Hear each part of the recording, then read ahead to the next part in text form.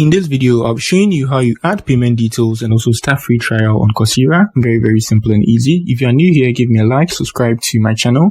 Now let's start doing this. So I hop on Coursera like this and I hop on this program. I want to, start a free trial. So what I'm going to do is tap on the enroll for free. Just tap on that here.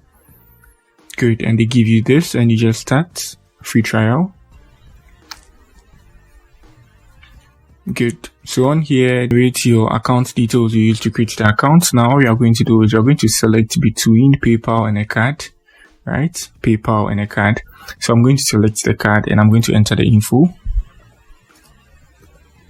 So entering the info of your card, what you're going to do is you start a free trial. If you're going to use PayPal, you're going to log into your PayPal account. You tap on the PayPal and they give you a link to redirect you. You log in and then you are back. So now let's start.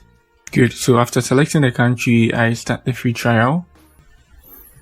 Good. And I'm done. You can see success and my free trial started. So it's going to end in it's going to start in 7 days. So that's it on how you add your card and start a free trial on Coursera. If you're new here, give me a like, subscribe to the channel. Yeah, peace.